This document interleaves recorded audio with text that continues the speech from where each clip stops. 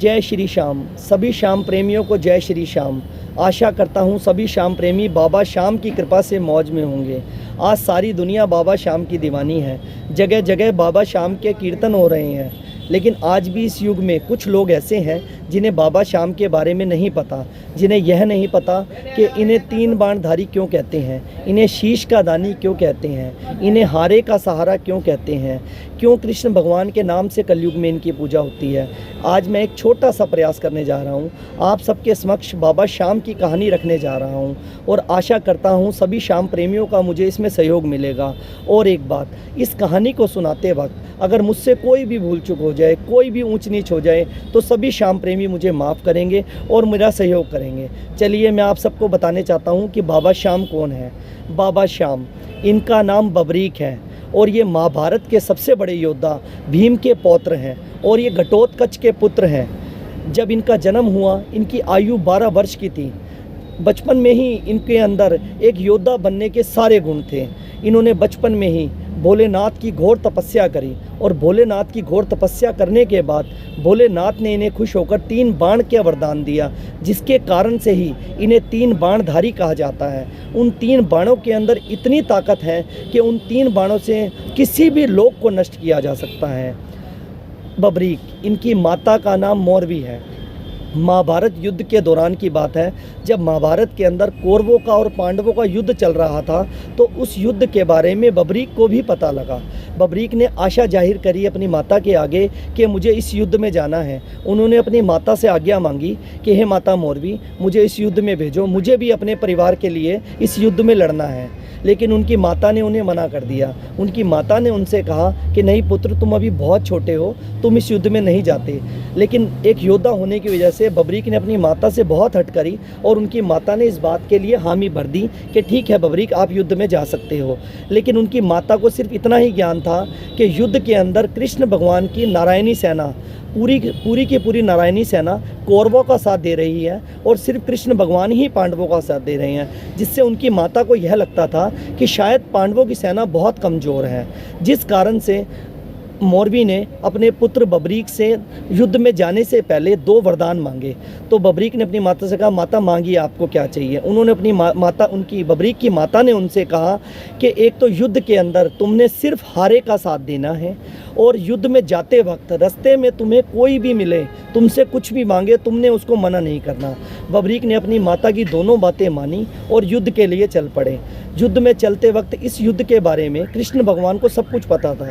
कृष्ण भगवान को यह भी पता था कि अगर बबरीक इस युद्ध में आ गए तो युद्ध का अंत नहीं हो पाएगा, क्योंकि जो पक्ष हारेगा बबरीक उसी का साथ देंगे। इसीलिए बबरीक को रास्ते में रोकने के लिए कृष्ण भगवान ने महात्मा का वेश धारण करा और रास्ते में ही बबरीक को रोक लिया।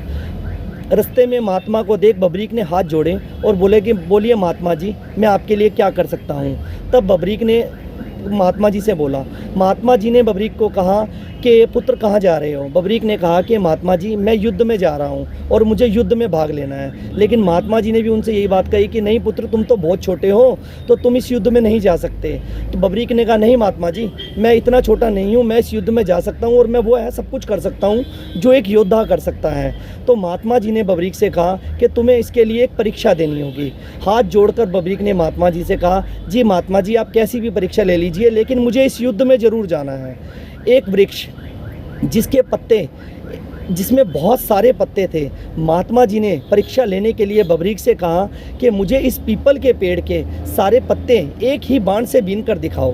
बबरीक ने कहा ठीक है, लेकिन महात्मा जी ने कुछ चालाकी करी। महात्मा जी ने उस पेड़ के एक पत्ते को अपने पैर के नीचे दबा लिया। बबरीक ने जब अपना एक बाण चलाया, एक बाण से उस पेड़ के सभी पत्ते बीन दिए गए और एक पत्ता जो महात्मा जी के पैर के नीचे था, वो बाण उस पैर के पास आया। तब बबरीक ने मुस्कुराकर महात्मा जी से कहा कि हे महात्मा जी, आप अपना पैर हटाएं तो मैं कृपा करके इस पत्ते को भी बीन दूं। यह देख कृष्ण भगवान बहुत खुश हो गए और उन्हें पता लग गया कि बबरीक में बहुत ताकत है और बबरीक कुछ भी कर सकते हैं। तब कृष्ण भगवान ने अपना असली रूप धारण करा और उनके असली रूप को देखकर बबरीक उनके पैरों में गिर गए। तब कृष्ण भगवान ने कहा हे बबरीक, मुझे तुमसे कुछ मांगना है। बबरीक जैसे अपनी माता को कहकर आए थे कि मुझे रास्ते में मुझसे कोई भी कुछ मांगेगा मैं मना नहीं करूँगा, तो बबरीक ने वैसा ही किया और कृष्ण भगवान से कहा कि मांगिए प्रभु, आप मुझसे क्या मांगते हैं। कृष्ण भगवान ने उनसे कहा, इस धरती के कल्याण के लिए मुझे एक बलि चाहिए और वो बलि सिर्फ 3 ही लोग दे सकते हैं। बबरीक ने कहा, आज्ञा प्रभु, वो 3 लोग कौन कौन हैं।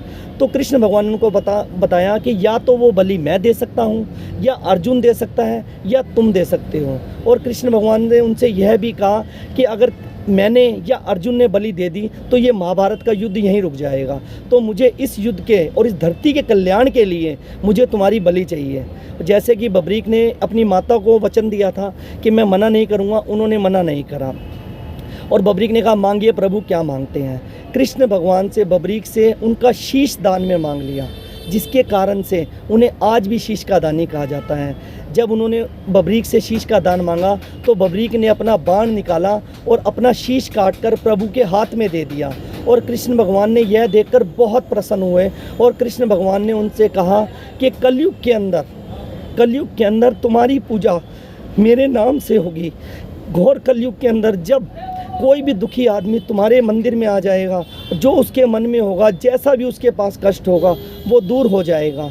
इसी कारण से बबरीक की पूजा आज कलयुग के अंदर कृष्ण भगवान के नाम से होती है। शायद मुझे इस कथा में ज़्यादा कुछ नहीं पता, लेकिन मुझे जितना पता है मैं आप सबके समक्ष रख रहा हूँ और शायद ये उम्मीद करता हूँ कि इस कथा को सुनने के बाद जिन लोगों को बबरीक के बारे में, मेरे खाटू श्याम जी के बारे में नहीं पता, उनको इस बारे में पता लगेगा।